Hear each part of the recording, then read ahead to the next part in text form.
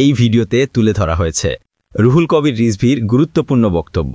এ জাতির একটি শ্রেষ্ঠ অর্জন আমাদের বিজয়। সেই বিজয় স্মৃতিকে, সেই বিজয়কে তাৎপর্যমণ্ডিত মহিমান্বিত করতে সবসময় জাতীয়তাবাদী দল তারা নানা কর্মসূচি নিয়েছিল, নানাভাবে, নানা মাত্রায়। এবারও একটি ব্যতিক্রমধর্মী কর্মসূচি ছিল বিজয়ের মাসে বিজয়ের মশাল।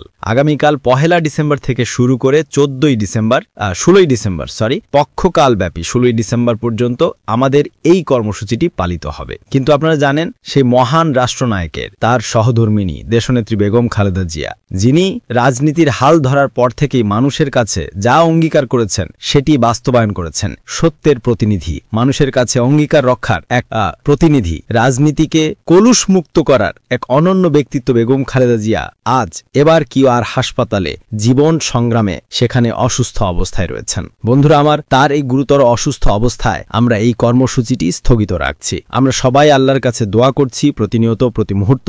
এদেশের শুধু বিএনপির নেতাকর্মী নয়, বিএনপির কোনো সংগঠন, অঙ্গ সংগঠন, সহযোগী সংগঠনরাই নয়, এদেশের অন্যান্য রাজনৈতিক দল, সাধারণ মানুষ উদ্বেগ উৎকণ্ঠায় তারা আল্লাহর কাছে দোয়া করছেন। আল্লাহ যেন দেশনেত্রীকে খুব তাড়াতাড়ি আরোগ্য করেন, সুস্থ করে দেন। তার এই সংকট, তার এই জীবনের এই সংকটের কারণেই আমাদের এই কর্মসূচিটি বিজয়ের মাসে বিজয়ের মশাল এটি স্থগিত করা হয়েছে। এবং এর বদলে আমাদের যে সারা দেশব্যাপী সাধারণ মানুষ যেভাবে দোয়া করছেন এবং আমাদের বিভিন্ন ধরনের সংগঠন বা সমর্থক, তারাও আশু সুস্থতার জন্য দোয়া করবেন। আমি আজকে সর্বশেষ যতটুকু শুনেছি, তিনি তার শারীরিক অবস্থা অপরিবর্তিত রয়েছে এবং তার বিদেশ যাওয়ার ব্যাপারে তার মেডিকেল বোর্ড এখনো কোনো পরামর্শ দেননি। সেখানে চিকিৎসকরা তো কর্তব্যরত আছেনই, তার চিকিৎসকদের কাছ থেকেই আমি শুনেছি যে অবনতিশীল হয়নি, যে কিন্তু তাই বলে যে খুব একটা উন্নতি হয়েছে এরকমও আমরা খবর পাইনি। মানে তার শারীরিক অবস্থা অপরিবর্তিত রয়েছে। তো যাই হোক, এটাও আমরা মনে করি যে দ্রুতই তিনি আরো সেরে উঠবেন, আরোগ্য লাভ করবেন, সুস্থ হয়ে উঠবেন।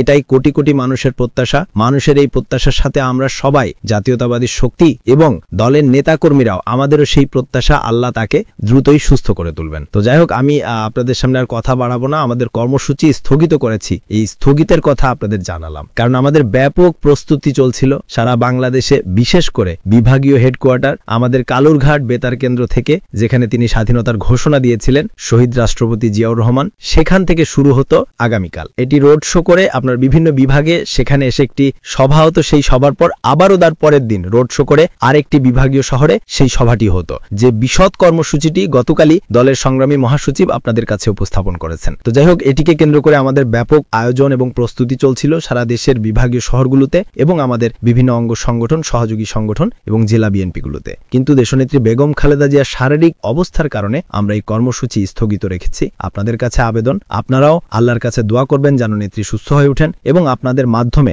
সারা দেশে যারা সাধারণ মানুষ, যারা অত্যন্ত গভীর বেদনায় এবং তারা যে সহমর্মিতা দেখাচ্ছেন, সবাই যেন আল্লাহর কাছে দোয়া করেন যাতে আমাদের নেত্রী দ্রুত সেরে ওঠেন।